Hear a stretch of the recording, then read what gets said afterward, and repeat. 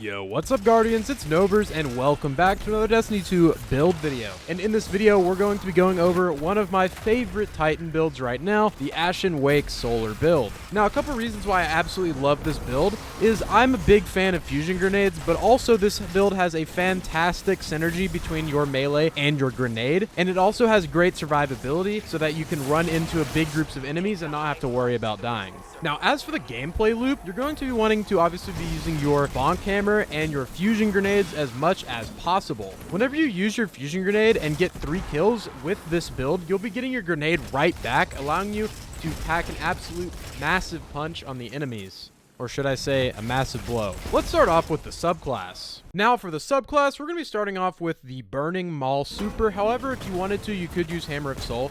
This part of the build is completely preference. But I do prefer Burning Maul since I will be pretty close to enemies most of the time. And it also staggers the enemies, allowing me to kill them much easier. We're also going to be using the Rally Barricade as well, since it does have a shorter cooldown. Jump doesn't really matter, I just prefer strafe. Now, you're going to be wanting to use the bonk hammer, aka the throwing hammer, as this is going to allow you to keep your charged melee up 24/7, which is a big part of this build. Next is the main ability in this build, the fusion grenade. Now moving on to our aspects, first we have Roaring Flames. Final blows with solar abilities or ignitions increase the damage of your solar abilities. Stacks 3 times. Now, obviously this is going to work really well with your fusion grenades and your throwing hammer, as it'll increase the damage up to 3 times. Our next aspect is Soul Invictus. Solar ability Final Blows, Hammer of Soul impacts, and defeating scorched targets creates sunspots. Your abilities regenerate faster and your super drains more slowly while standing in a sunspot.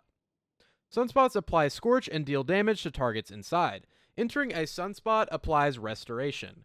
Now this is the main survivability aspect of this build, as it will allow you to constantly heal. Another thing about this aspect is every time you get a kill with your grenade or your bonk hammer, you're going to be creating a sunspot, which is again a huge part of the survivability of this build, since you will have 100% uptime on restoration. Next is the Fragments. Firstly, we have Ember of Torches. Powered melee attacks against combatants make you and nearby allies radiant. Now this is going to increase your damage even further whenever you get any melee attack, which you're going to be using quite a lot with the bonk hammer. Next is Ember of Empyrean.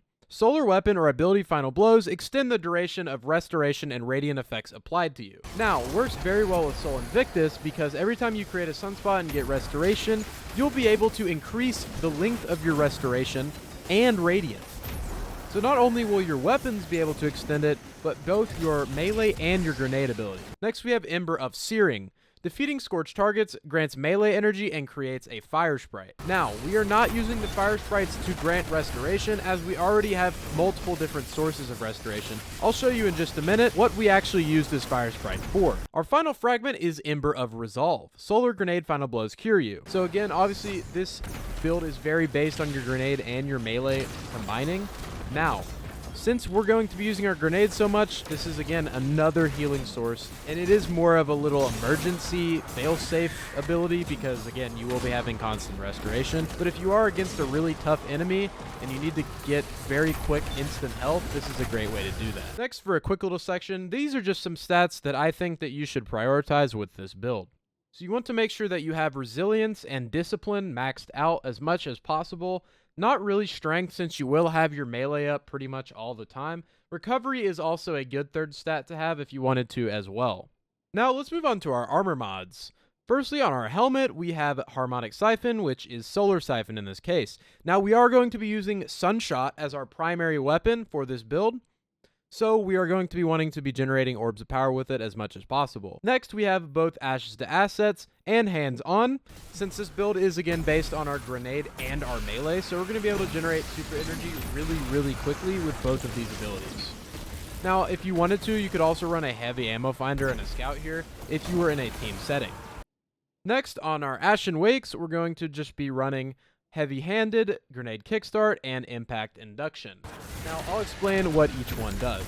Firstly, Impact Induction essentially gives you grenade energy whenever you cause damage with your melee. So again, you will have your melee up constantly as long as you pick it up off the ground. So that's going to be giving you a source to chunk up your grenade energy as quick as possible. Now we have Heavy-Handed. You could also use firepower if you wanted to, but I like heavy-handed here, as it is a great way to get orbs of power, and it does do a ton of damage, allowing you to get your grenade much faster. Again, this is preference. You can run firepower if you would like. Now lastly is Grenade Kickstart. This mod is absolutely essential to this build, as it does give you a huge chunk of your grenade energy back whenever you use your grenade, allowing you to get your grenade back very, very quickly. Now as for the chest piece, I usually just run triple damage resist. It doesn't matter too much. It completely honestly depends on what content you're actually using this build in. But I do like to run concussive and then just 2 damage resistance mods. However, you could run 3 of, 1 per element. So again, it's all preference. Now, on the legs, I like to run firstly recuperation. Replenishes health each time you pick up an orb of power. Now, some might say this is a little bit overkill, and I might slightly agree with you in some cases. However, this is another way to instantly get health back if you need it.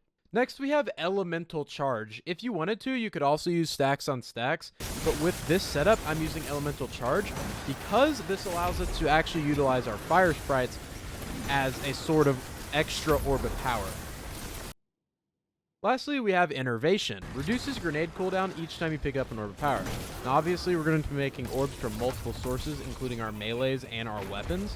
So, obviously, we're going to be getting a ton of grenade energy from that as well. Now, lastly, on our class item, we have Powerful Attraction.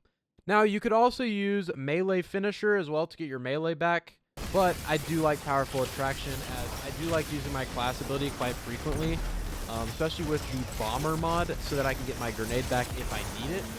And plus, using your Barricade is very beneficial in a lot of situations anyways. Now, for the final mod, we have Reaper. After using your class ability, your next weapon, Final Blow, spawns an Orb of Power. Now, this also does stack with Solar Siphon, so it is very beneficial to use, in my opinion. So I would highly recommend running this mod as well. Next on the list, we have our Artifact. Now, here is just a couple of mods that I think are very good for this build, just to add a little bit of extra fun. Now, firstly, we have the Solar Strand Siphon combo. This obviously allows you to just run Solar and Strand Siphon at the same time, if you want to run this. Now, another thing you could run is Diviner's Discount. Now, this does actually reduce the cost of all scavenger mods, but again, I'm not actually using a scavenger mod with this build, so I don't really need it. Next, we have Elemental Orbs Solar. So this allows you to just spawn elemental orbs whenever you get Solar Weapon Final Blows. Now, this can be used to scorch targets, which does work with your fragments really well, and it also works with elemental munitions, which helps you generate heavy and special ammo. Next is Refreshing Pickups. Picking up a Tangle or Elemental Orb grants energy to your least powered ability. Now, this is, again, another failsafe in case you don't have an ability that you need. It could be any of your abilities. And you can just pick up an Elemental Orb and it'll give you a bunch of energy. Now, the last artifact mod is Monochromatic Maestro. This is, in my opinion, the strongest artifact mod this season. Dealing elemental ability damage increases matching weapon damage, and elemental weapon damage increases matching ability damage. Bonus granted is 10% for 5 seconds. Now, all you have to do in this case is shoot your Sunshot, and it gives you a 10% damage bonus for 5 seconds for your abilities, which is super good because you can re-proc it a lot. And again, this also does work vice versa, so if you do use your solar abilities, it buffs the damage of your solar weapons. So, for example, if you were in a situation like a raid where you needed to run, per se, a rocket, you could run Sunshot, Apex Predator, and something else in the primary slot, and it would increase the damage of your solar weapons. I appreciate you watching today's video. If you enjoyed, consider subscribing with the post notification bell on and dropping a like on the video, as it helps me make more videos just like this. Also, join our Discord server, as you can help out with videos or even just hang out and get notifications for whenever I post videos, live stream, etc. Comment down below what builds you'd like to see next, and have a good one, Guardians. Peace.